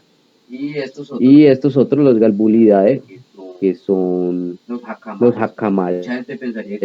Mucha gente pensaría que son como martines pescadores, pero realmente son más como atrapamoscas porque comen es puros insectos. Ya los tucanes, los pisiformes, entonces allí están los tucanes y otras aves que tienen algún pico muy particular, por ejemplo, pues los carpinteros, ¿cierto? Estos otros que son como si fueran tucancitos pequeños, los ranfástidos, los semniornitidades y los capitonidaes, que parecen tucancitos pequeños, pero todos son muy bonitos, todos tienen un pico bien protuberante e importante. Y todos ellos hacen nidos en los troncos, por ejemplo. Los falconiformes, algunos dirían uno diría rapaces, rapaces pero como los águilas, pero bueno, pertenecen a un orden totalmente diferente y relacionados con las águilas. miren que no están ni relacionados con las águilas, tienen unas características diferentes, pero también tienen, digamos que una forma de pico parecida a las de las águilas, aguilillas, gavilanes, También son y las garras también son fuertes, pero tienen otras características que los hacen que sean más familiares, tienen más relación con los carpinteros que con las águilas. Esta es otra división que es muy reciente, tiene algunos años. Los citasiformes Los citasiformes serían las loras, una sola familia, pero tiene 20 géneros, entonces están los periquitos, periquitos, pericos, loras loras y guacamayas. Tendríamos nosotros aquí en español, así los dividimos. Y ya, Y ya, el último orden es el de los paseriformes, paseriformes significa aves canoras. son Son las aves a a las que les dijeron que cantan, que tienen la capacidad de cantar, que su siringe sirve para cantar. Y allí hay 35 familias, entre esos tenemos a las tángaras y los gorriones y otros, los atrapamoscas y furnáridos. O sea, ahí es donde está el grueso de las aves que nosotros vemos o que buscamos. Allí también están de las aves más difíciles de ver, como muchos hormigueros, también los manacus, que los he dicho varias veces por ahí. Entonces, tenemos 35 familias. Y por ejemplo, mire la tamnofilidad, que eso es lo que llamamos hormigueros, no es porque coman hormigas, sino que se relacionan pues con, digamos que con las actividades de las hormigas cuando ellas matan otros insectos, pues estos hormigueros aprovechan y se los comen. Los Furnariidae, que serían los atrapamoscas, tienen 83 géneros, es una de las familias más grandes que hay. Lo mismo que los Furnariidae, también son lo que nosotros llamamos chamiseros, por ejemplo el piscuis o cosas así. Después, seguramente, cuando salgamos o cuando algunos de ustedes salgan a pajarearlos, conocerán, son animales generalmente cafés. Tienen juegos de cafés con grises, con blancos en sus colores. Los que más conocemos allí entonces son las gralarias, pues porque se volvieron muy famosas aquí en Colombia por haber sitios que las alimentan. Aquí está, por ejemplo, la Gralarícula linitons, que la tienen en un lugar que se llama Hacienda del Bosque. Pues básicamente es el único lugar donde sale. No es que sea el único lugar en donde están, ni tampoco es endémica de Colombia, pero allí es el único lugar en donde alimentan una y que se deje ver, le dicen lunita. Aquí tenemos en la mitad una atrapamoscas. La mayoría de ellos son grises con amarillo, pero este particularmente es muy bonito, además es pequeñitico. Y entonces, pues es siempre chévere verlo. Y aquí, por ejemplo, está de la familia Thamnophilidae. En este caso es una hembra, porque el macho es todo blanquito con negro estriadito como una cebrita. El Bark-Crested Antshrike, y es un ave casi endémica de Colombia. O sea que compartimos con Ecuador esta ave. En Ecuador hay una comunidad pequeña, un porcentaje pequeño del grupo de esta especie. Y bueno, aquí siguen más familias de los paseriformes. De aquí, de esta lista, coloqué pues estas fotos de unas aves que son bien bonitas, por ejemplo las urracas. Aquí está la Cyanocorax incas, que es una ave bien bonita. Este es un manaquín, Chiroxifia lanceolata, que es uno de los manaquín más grandecitos que hay, y son bien particular porque su forma de conquistar a la hembra pues es un baile en grupo. Entonces siempre hay un macho principal que es el que se va a parear, pero entonces todo el grupito le ayuda, y si le gusta la hembra, pues ese macho va a poder aparearse con su hembra, y así. Y por ejemplo, esto es una cotinga, en este caso el Piroderus scutatus. No es endémico, pero sí está vulnerable. Y hay un lugar, por ejemplo, que se ve bastante fácil, que es Otunquimbaya, que queda allí en Pereira. Y es una ave bien grandecita, siempre tiene como 30 centímetros o algo así. Es bien llamativa. pues y el canto, yo no sé si decir que eso es un canto, pero bueno, está dentro de los paseriformes. Es una voz bien baja, es un bajo bien profundo más bien. Más Más paseriformes. De De aquí escogía, bueno, las clorofonias que pertenecen. Bueno, clorofonia, pues cloro es verde y fonia es sonido. Sino que los primeros de esta familia los nombraron eufonias por buen sonido, porque pues canta muy bonito. Esta Rhodinosincla rosea es una ave pues, que está en furor en estos momentos. Le dicen ¿cómo le dicen? Le dicen Rosita Canora. Es como si fuera una combinación entre tángara y mirla. Pero pues su color es bien particular. Y las mirlas como tal, que son de las aves de la familia que más bonito canta y más sonidos puede generar también. Y bueno, más familias del orden paseriforme. Aquí está, por ejemplo, de las tángaras, que es una de las tangaritas que más me gusta, que es la Chrysoclipis salmonia. Las tángaras en general son la familia que tiene más colores en su haber. Que tiene mucha más variedad de colores. Están estas que son las oropéndolas o también turpiales, pertenecen a esta familia, que son bien particulares y también tienen unos cantos bonitos en general, muy particulares. Y las reinitas, que son las de las aves, pues digamos que las más pequeñitas, migratorias. No todas son migratorias, nosotros también tenemos reinitas propias, como esta, la Cetophaga pitiayomi, es una reinita bien bonita. Pero los canticos de estas aves que son, bueno, hay excepciones, como esas oropéndolas y los turpiales cantan bonito, pero por ejemplo las tángaras y las reinitas tienen unos cantos bien agudos y pues pueden ser complejos, pero para nosotros no tienen tanto sentido, entonces digamos que ellas se evolucionaron sobre todo pues fue el color. Aquí, y yo creo que por ahora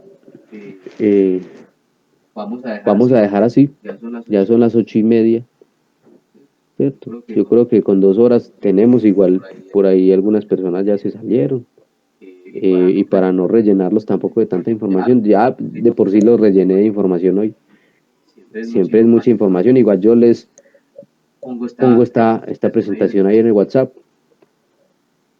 Hoy tuvimos problemas para grabar, ¿cierto?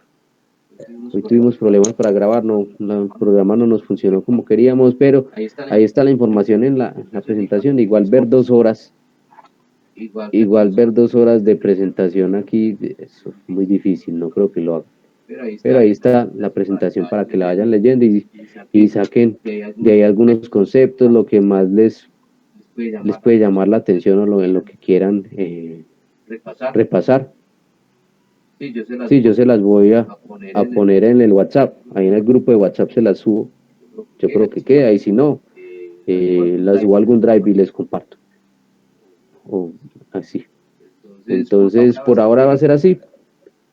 Si alguien tiene algo que decir, pues lo puede decir de una vez. Si alguien quiere participar de alguna forma, o si tienen alguna queja o alguna recomendación, todo eso es bienvenido.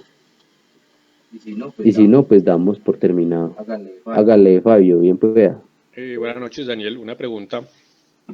Dígame. Es que se había, o tenía planeado inicialmente hacer unos avistamientos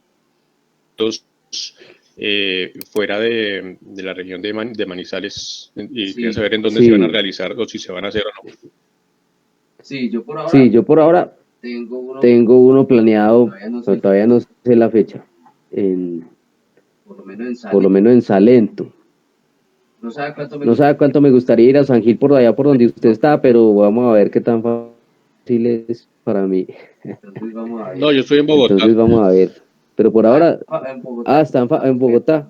Bueno, no, allá también me queda muy lejos. O sea, por ahora tengo uno. Y en estos momentos, pues yo generalmente mantenía por allá en Bogotá, pero en estos días no. Por ahora en Salento, y si no, igual usted y yo quedamos en otra cosa, ¿cierto?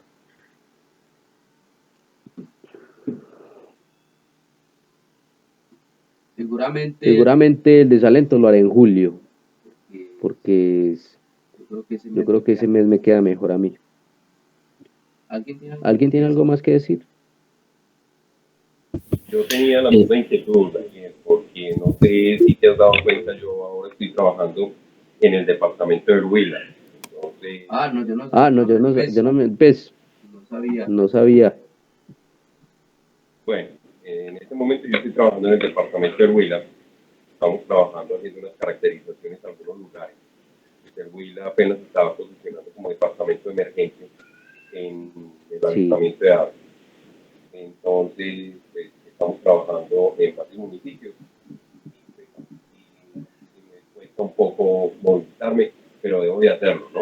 Sé que son 2 salidas y creo que saldré a la del 2 y a la del 14. A esos dos. Bueno. Pues a los que pueden, Julián, los que pueden venir, muy bueno. Y si no, aquí hay varias personas que son de otros lados. Entonces yo, obviamente, eso, pues, yo los recibí en el curso pensando en eso y que no los iba a obligar, pues, a venir por aquí, pero obviamente sí, tenemos que hacer algo. Básicamente, pues, les toca a ustedes hacer algo particular, pues, como para homologar la parte de las salidas. A los que vienen a las salidas acá, pues no les toca hacer eso porque ya vinieron a las salidas, pero los que no, y los que no pueden venir, entonces haremos una actividad diferente. Bueno, Dani. Néstor, bien pueda. Muchísimas gracias, mi hermano. Sabes, por acá, bienvenido. Yo en este momento estoy trabajando en Campo Alegre, Huila, y en Algeciras, Huila. En esos 2 municipios estamos trabajando ahora. Hasta el momento con descubrimientos pues, bien interesantes. Listo, Julián. Ahora sí, Néstor. Bueno, buenas noches para todos. Muchas gracias igual por la clase, sí es muchísima información. De pronto para las personas pues que no se vayan a asustar, que eso igual uno lo va aprendiendo como en el camino, para los que son como nuevos, que están empezando, que no se asusten, que esa información no se la aprende uno en 8 días, ni mucho menos, es a partir de la repetición, lo que hablamos del fin de semana. Y lo segundo, no sé también en otros lugares que se podría considerar, pues Salento, digamos que Salento es un piso térmico e inclusive un hábitat parecido al que podemos encontrar por acá yendo hacia termales, más o menos la misma altura inclusive. De pronto mirar si podemos considerar también, y no sé qué les parece al resto del grupo, salir hacia el otro lado de la cordillera central, o sea, hacia Fresno, hacia Mariquita, que siendo lejos no es tan lejos, o sea, son 2 horas, 2 horas y media, pero vale la pena porque encontramos otras especies y cruzamos la cordillera. Entonces, pues no sé qué podrían pensar y no saldría tan costoso. Entonces, también eso es algo que podemos ir hablando. Eso es algo que podríamos ir hablando y poner una fecha y mirar a ver si algunos pueden ir, y si no, pues con 3 que vayan le hacemos. Pues yo no tengo problema con ir a ningún lado en general. Sí. Eso, cuadrar con tiempo y mirar los costos y apuntarnos, y pues a mí me parecería chévere para conocer otro tipo de especies. Sí. Pues sobre todo como eso y otros pisos, porque sería bosque seco tropical, entonces sería bastante interesante. Sí. Sí, Néstor. Sí, como dice Néstor, esto no, yo no voy a esperar, y ustedes tampoco pueden esperar que les quede en una sola sesión, y además miren, 2 horas todo lo que uno puede ver, y eso que pues yo pasé bien rapidito por los órdenes y las familias, pues para no hacer esto como muy largo, ¿cierto? Pero esas son cosas que uno va cogiendo, pero es para que vean lo amplio que es este mundo. Es que sí, la biología es una cosa enorme. Solamente esta clase de aves es una cosa enorme, y por eso tantos ornitólogos, usted no ve ornitólogos que repitan especialización, todos tienen alguna cosita diferente, porque hay mucho por donde irse. Pues a los que sean biólogos y se quieran ir por la ornitología, eso es un mundo bien enorme, ¿cierto?